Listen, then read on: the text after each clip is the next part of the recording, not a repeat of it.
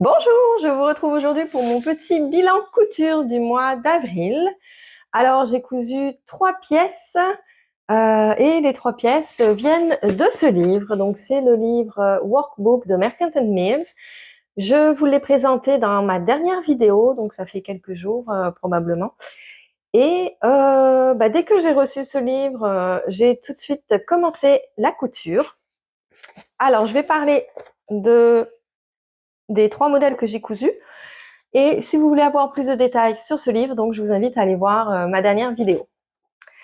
Le premier modèle que j'ai décidé de me coudre, j'ai trouvé la photo, c'est le top. Alors il l'appelle veste, mais c'est un top Bantam. Donc c'est un petit débardeur à bretelles avec, je vais vous montrer le dos ici, avec un dos comme ça qui s'appelle un peu boxer. Donc je l'ai cousu dans la taille 40. C'est la taille 12. Il y a tout un... Attendez, je vérifie là. Parce que c'est un peu compliqué leur tableau des tailles. Ils mettent les mensurations, mais après ça, ils nous mettent les tailles européennes, plus les tailles UK, donc qui correspondent au livre, puisque c'est un livre, c'est anglais. Et ils nous mettent les dimensions en pouces. La taille 40 France, ouais, la taille 12 du livre. Alors, je vais vous le montrer. Donc, le voici. J'ai utilisé une double gaze de coton que j'avais acheté il y a une dizaine d'années. Je vous parlais dans une vidéo d'un stock de tissus là que je dois un peu liquider. Et c'est ça, j'ai des tissus qui datent d'il y a 10 ans. C'est une double gaze de coton quand je l'avais reçue, je l'avais commandée en ligne. Et quand je l'avais reçue, je trouvais qu'elle était un petit peu raide, comme s'il y avait un après dessus. Donc j'en avais commandé dans cette couleur qui est écrue avec des petites flèches noires. Et j'en avais commandé un rose pâle. J'avais cousu le rose pâle qui était encore plus raide. Et c'est vrai qu'après 1 ou 2 lavages, il a commencé à s'assouplir un petit peu. Donc celui-ci était un petit peu moins raide, mais j'aimerais ça qu'il s'assouplisse un peu plus quand même. Parce que sinon, le top est long. Puis je le rentre dans ma jupe ou dans mon pantalon, donc ça fait un petit peu trop bouffant. Là, il faudrait qu'il s'assouplisse un petit peu. J'ai utilisé 1,35 m de tissu en 140 cm de large.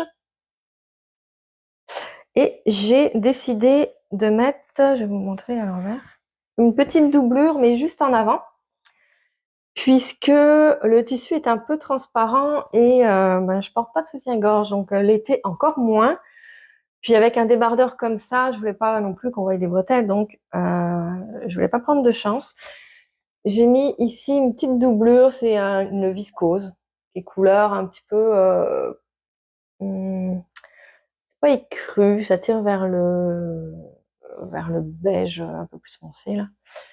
Et je l'ai mise seulement sur le haut, vous voyez.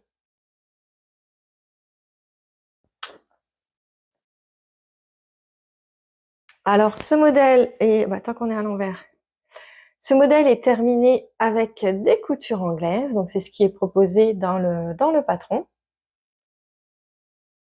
Les marges de couture sont incluses dans tous les patrons et c'est ça, tout. Rien d'autre à ajouter là-dessus. Donc les petites coutures anglaises. On construit ce top en assemblant d'abord, en faisant d'abord l'ourlet, puisque je vais vous montrer, hop, comme ça. Vous voyez, il est arrondi. Il est plus long derrière que devant, on dirait. J'ai pas fait attention. Et je le mets comme ça, ouais, il est plus long derrière que devant. Et donc, comme il est arrondi et que faire un ourlet ici, à cette section-là, c'est très difficile quand c'est arrondi comme ça, ils nous font faire l'ourlet d'abord. Et c'est quand même assez arrondi, donc il faut vraiment prendre son temps pour faire cet ourlet. Je pense que j'ai pas mal réussi. Ensuite, on assemble les épaules. Donc là aussi, des coutures anglaises. Ensuite, on assemble les côtés. Et là, bah, ma jonction, celle-ci est pas mal. Donc là, c'est ça, comme on fait l'ourlet avant, il faut réussir à faire une belle jonction ici après. Ça qui est un peu plus difficile sur ce modèle. La jonction ici est un petit peu ratée. Bon, tant pis, hein, ça paraîtra pas parce que je le mets dans mon pantalon ou dans ma jupe. Et on termine l'encolure et les emmanchures avec un biais. On a des dimensions donc sur le patron pour couper le biais, mais je sais plus lequel. Il y en a des trucs qui étaient plus bons. Le biais d'emmanchure était trop long et j'ai dû retirer 14,5 cm. Puis le biais d'encolure, je n'ai pas eu de souci. La longueur était bonne. Par contre, ce que je comprends pas, c'est que je me suis rendu compte après sur le site internet de Mercantile Mills. Donc il y avait un erratum sur le livre et il nous mentionnait qu'il fallait inverser les deux bandes d'encolure et d'emmanchure. Mais si j'avais pris la bande d'emmanchure sur l'encolure, ben je comprends pas, j'aurais pas eu la bonne longueur logiquement. Là la longueur était bonne, donc je ne sais pas. Moi, si vous faites le modèle, je vous conseille juste de mesurer votre emmanchure, puis de mesurer la bande de biais d'emmanchure, tout simplement, puis de couper au bon endroit. On pose ce biais de façon à... bon, avec ma doublure, on verra peut-être pas bien. Si. Comment qu'on le pose déjà? Ah oui, on le pose sur l'envers. On verra-tu ici? Ouais, d'ailleurs, je sais même plus, quand je regarde comme ça, on dirait que je sais plus où est l'endroit, où est l'envers. On vient poser le biais à l'intérieur, qu'on vient replier... Ah, j'ai quelque chose dans l'œil. Qu'on vient replier ensuite sur l'endroit. Et là, sur l'endroit, on vient surpiquer. Donc, moi, j'ai surpiqué à 1 mm ici du bord de mon biais. Donc, on a une seule couture apparente. Et ça fait vraiment très, très propre. Ça, c'est l'intérieur. Donc, il se coud relativement vite. C'est juste les coutures anglaises. Bon, ben, c'est sûr, hein, ça prend plus de temps parce qu'on on coud 2 fois la couture. On fait 2 passages à la machine pour une couture. Mais très, très contente de ce modèle. Il est un petit peu, ici, un petit peu grand. Mais quand je baisse les bras, en fait, ça tombe bien et ça fait pas justement de bourrelet de ce côté-là. Donc, je suis très, très à l'aise. Et après, si je vous remontre les photos, je pense que c'est normal.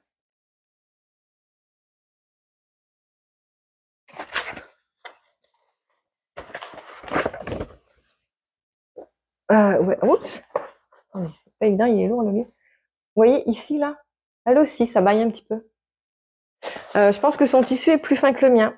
Donc, c'est pour ça que je vous dis, si mon tissu s'assouplit un petit peu, je pense que ça paraîtra moins. Il y avait une photo où on la voyait de dos. Je pense que la photo, je vous ai montré au début. Ouais, vous voyez. Elle aussi, ça baille. Donc, je pense que c'est normal. Après, je le trouve quand même un peu long puisque je suis quand même beaucoup plus large de hanche qu'au niveau de la taille. Donc, je peux pas le laisser... il faut que je le rentre dans quelque chose. Si je le laisse tomber, ça fait vraiment comme ça. Et c'est pas très flatteur sur moi. Donc, je préfère le rentrer dans ma jupe ou dans mon pantalon. Et bah là, dans ce cas-là, c'est vrai que c'est un petit peu trop long. Une autre affaire que je voulais te dire, c'est quoi donc? Oui, je pense que je pourrais l'essayer dans un jersey, un petit jersey de coton. Donc c'est prévu hein, pour un chêne et trame, mais dans un petit jersey de coton.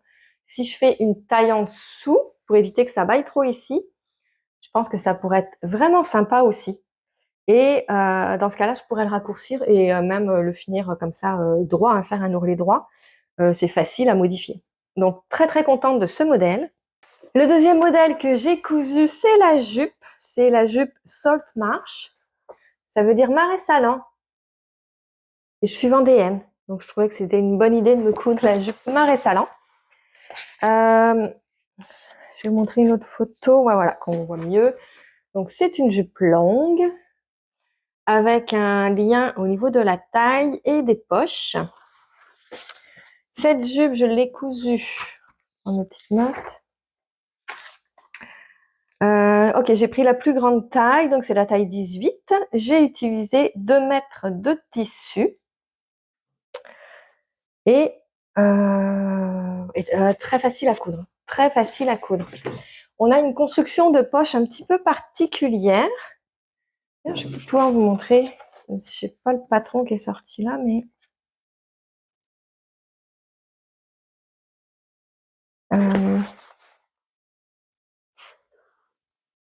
d'habitude les poches prises dans la couture, on a la jupe et le côté est droit, puis on vient juste coudre la poche là dans la couture, hein, ça le dit. Mais là, on a une petite extension ici. Donc la poche n'est pas cousue dans l'alignement de la ligne ici de couture du côté de la jupe, mais elle est un petit peu en décalé. Donc ça permet de pas voir en fait la couture de la poche. Je sais pas si je suis claire. Je trouvais ça bien.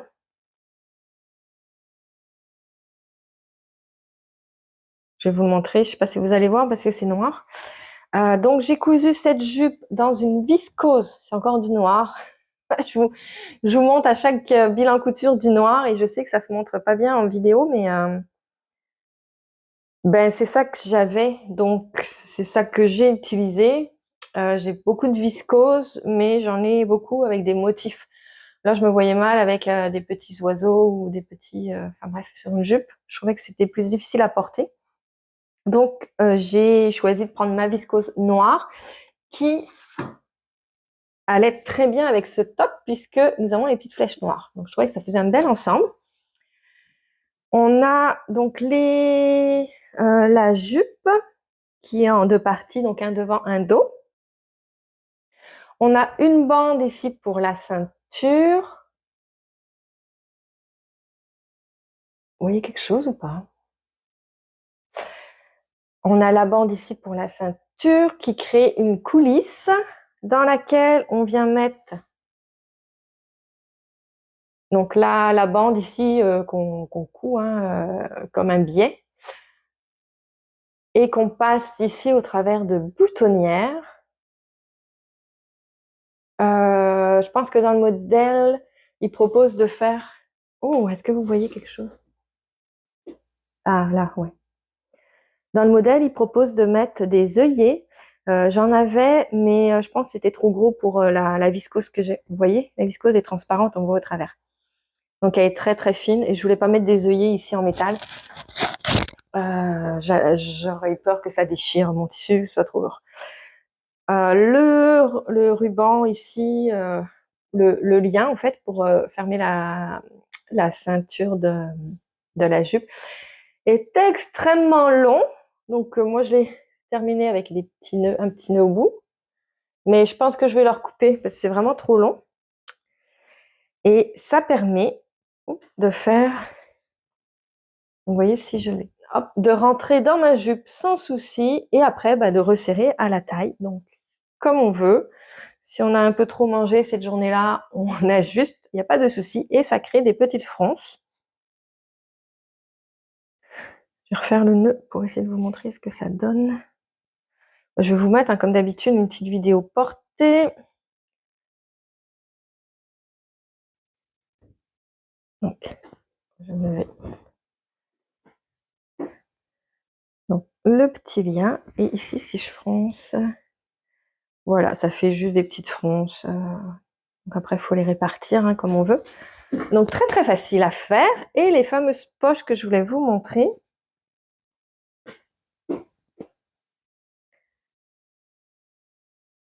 Donc là, on a la couture de côté. Et si j'ouvre la poche, vous voyez, la couture, d'habitude, dans tout ce que j'ai cousu en tout cas, la couture de la poche, elle se fait ici. Et là, vous voyez, elle est décalée. Donc ça permet, là, comme ça, de ne pas voir la couture. Je trouve ça vraiment bien fait.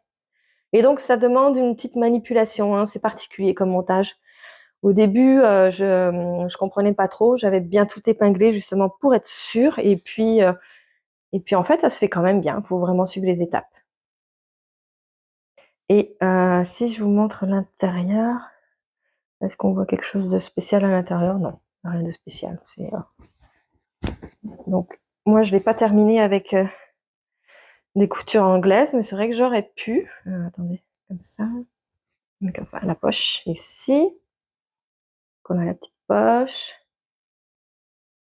Et moi, j'ai juste terminé avec un surjet. Donc, une cousette très rapide à faire. Je suis très, très contente. Puis, elle est très, très légère. Je l'ai pas portée encore. Je l'ai portée ce matin. J'ai fait des vidéos un petit peu des vêtements portés, des photos. Et je pense qu'elle va être très, très agréable en pleine chaleur. Donc, même si elle est noire, elle est vraiment très fine, très légère. Donc, ça va être super agréable à porter. Donc, très contente. Au niveau de la longueur, je n'ai rien ajusté. J'ai fait tel que le patron. Je fais 1,68 m. La longueur est parfaite. Elle pourrait être un petit peu plus longue, peut-être. J'aime bien les porter très, très longues. Mais non, sinon ça va comme ça, c'est très bien. Et puis, c'est pareil, hein, c'est facile à couper en hauteur, d'en faire une jupe midi, d'en faire une petite jupe plus courte, juste au-dessus des genoux, même, pourquoi pas. Donc, vraiment très contente de cette jupe. Ça, c'est vraiment, ces deux modèles-là, c'est des choses que j'ai envie de recoudre. Ça, c'est clair. Vraiment très, très contente.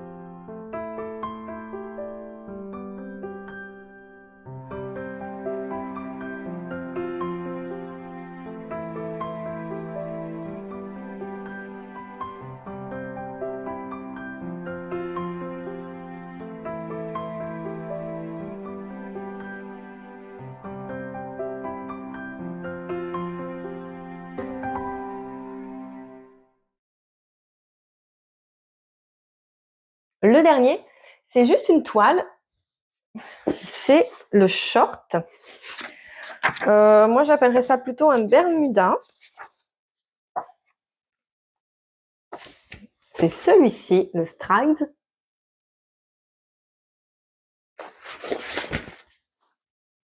Et je vais vous montrer la version short. Je pense qu'on va le voir.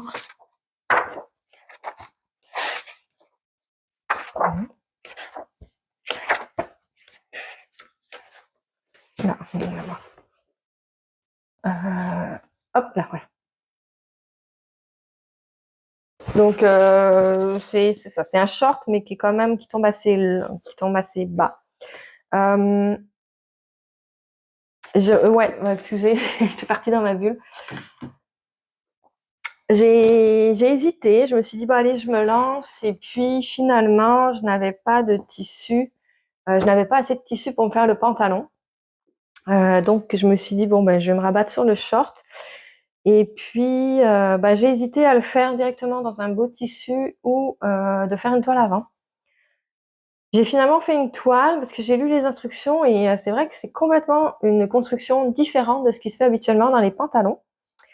Donc je me suis dit je vais faire une toile. En plus je connais pas trop la taille dans cette marque, je n'ai jamais cousu de pantalon dans cette marque. Donc j'ai bien fait de faire une toile premièrement. Donc je suis partie sur la plus grande taille pour que mes fesses elles rentrent. Et habituellement, je réduis au niveau de la taille. Je fais peut-être une taille ou 2 tailles en dessous de la taille du tour de hanche. Et, et je grade. Puis là, c'est un peu compliqué parce qu'avec tous les morceaux des poches, la ceinture et tout ça, je me suis dit, bah non, je vais prendre une taille et je vais faire partout sans grader, partout pareil. Donc ça donne ça. Ouais, il est haut. Vous voyez, il est long plutôt. C'est plus un Bermuda. Donc j'ai fait la plus grande taille. Au niveau des fesses, c'est parfait. Maintenant à la taille, c'est beaucoup trop grand. Donc là, je vais pouvoir mesurer la quantité de tissu que j'ai en trop et je vais probablement agrandir mes pinces plutôt que de grader, qui est un petit peu compliqué sur un pantalon comme ça. Et bah, ça, je vais en reparler après. Je vais vous le montrer, je vais le mettre, puis je vais vous montrer un petit peu ce que je pense faire. Donc on a une construction particulière. D'ailleurs, j'ai commencé à en parler dans ma vidéo, dans ma revue de livres. Je vous disais, vous irez voir, je vais vous parler en détail dans mon bilan couture. Finalement, j'étais partie à parler de ce pantalon dans ma revue de livres. Donc, ça se peut que vous réentendiez les mêmes choses que j'ai dit dans ma dernière vidéo. Alors ici, j'ai pas terminé, mais normalement, on a une petite attache. D'ailleurs, une petite attache comme ça. Que je vais pouvoir vous montrer. Attendez. Hop. Vous voyez? Petite attache comme ça, là. Avec un petit crochet. Donc ça, c'est pas un pantalon que j'ai fait, hein, c'est un pantalon du commerce. Voilà. Donc c'est ce genre d'attache qu'il faut mettre ici. Bon, c'est une toile, hein, donc je voulais pas gaspiller non plus inutilement la mercerie. On a le bouton qui est à l'intérieur. Voilà, comme ça. Et on a la braguette. Et voilà à l'intérieur. Donc cette partie-là, d'habitude, c'est rectangulaire. Et ça s'arrête ici. Puis là, c'est la ceinture qui passe par-dessus. Et là, c'est le contraire. Ça va jusqu'en haut. Le bouton est à l'intérieur et c'est pas du tout rectangulaire. Donc ça, c'est particulier comme construction. J'ai eu un petit peu de difficulté à comprendre au début, mais bon, ayant déjà posé des braguettes, je savais vers quoi je m'en allais. Donc, je suis un peu partie en sens inverse pour comprendre comment le coudre. Donc fermer, ça donne ça. Et d'ailleurs, vous voyez, ici, là, j'ai même pas fini de surpiquer parce que dans les explications, bah, c'était pas clair. Il nous faisait coudre ça ici, mais en même temps, la bringuette était pas complètement montée à ce moment-là. Donc ouais,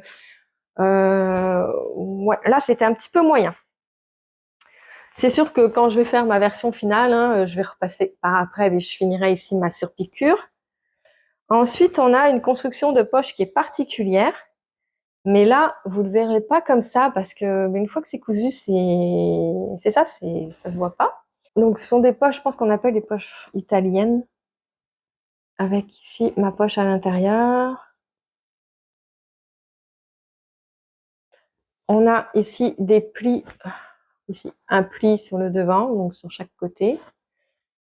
Je suis pas fan. Je trouve que sur moi, ça rajoute de l'ampleur sur le devant. Je sais pas, je pense que je l'enlèverai puis je ferai des pinces. Dans le dos, on a une pince de chaque côté. Normalement, on a des passants sur la ceinture. Moi, je les ai pas mis pour ma toile. Et donc, moi, j'ai fait la version short, comme je vous dis, qui ressemble plus à un Bermuda. Je l'ai cousu dans un genre de... Je pense qu'il y a de la viscose là-dedans, mais c'est quand même épais. C'était un reste de tissu, j'avais acheté genre vraiment pas cher au Fabricville. Ouais. Puis c'est ça, j'avais même pas la couleur de fil pour aller avec, donc j'ai tout surpiqué en noir. Et là, je vais le passer, puis je vais vous montrer un petit peu donc ce que ça donne et qu'est-ce que je vais faire pour pour ma version finale. Donc je reviens. Oh, on va enlever ça. Donc, voilà ce que ça donne. On va mettre les poches comme il faut. Donc vous voyez, je pense qu'au niveau des fesses ici, on est pas mal. La couture de côté arrive arrive bien, je pense. Ça tombe quand même bien. Je me regarde en même temps. Hein, Et bon, le problème... Alors déjà ici, j'ai mis des petites épingles hein, parce que j'avais pas mis la petite attache, donc je veux pas non plus que ça se barre. Bon, là, notre jambe est ici. Je pense que... Oui, il faudrait que je la remonte un petit peu. Et c'est ça, c'est ici, là. En fait, je suis très cambrée en plus, donc j'ai tout ça comme. Hop. Bon, j'ai tout ça en trop.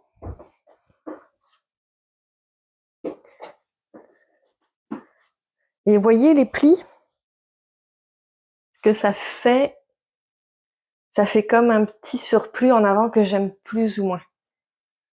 Donc je pense que si je l'aplatis pour faire comme si c'était des pinces, je pense que ça sera plus joli. Vous voyez, l'autre côté, ça fait un petit bourrelet qui baille là. Et là, lui, si mettons, on imagine que c'est une pince, donc là je vais le tirer. Je pense que ça va être mieux. Ce que je vais faire, je vais pas toucher au devant parce que ça risque d'être un peu compliqué. Je vais garder le devant comme ça. Je vais pas toucher non plus à la poche. Je vais juste cette couture là. Donc je vais faire, imaginer ici. Vous voyez, je vais partir vers l'arrière. Donc je vais couper. Donc je vais réduire un petit peu ici. Hop. Et puis les deux pinces ici en arrière, je vais les agrandir. Donc c'est pareil, ça va me permettre de réduire un peu. Et je vais imaginer aussi une pince au milieu. Donc ça va réduire aussi un peu. Donc là, ça va permettre de bien fermer le dos. Puis après, ben, aïe, il y aura des passants, donc je vais pouvoir mettre une petite ceinture si éventuellement ça vaille un petit peu. Mais sinon, écoutez, il y a encore un peu. On dirait une baroudeuse. Je m'en vais dans la jungle avec mon gros appareil photo, mais c'est ça mes objectifs. Puis je vais faire un safari photo. Safari, c'est pas dans la jungle, mais vous avez compris. En plus, la couleur, je trouve ça drôle. Bon, bah écoutez, sinon, bah, je pense que c'est pas mal tout. Ici, je toucherai pas le devant. Bah, ça tombe quand même bien. Bon, évidemment, là, si je bouge, ça fait des plis, mais une fois que ça va être attaché bien comme il faut à la taille, donc déjà, ça va remonter un petit peu. Mais je pense qu'en pantalon, ça sera pas mal du tout. Et pour ça, je me suis acheté du tissu.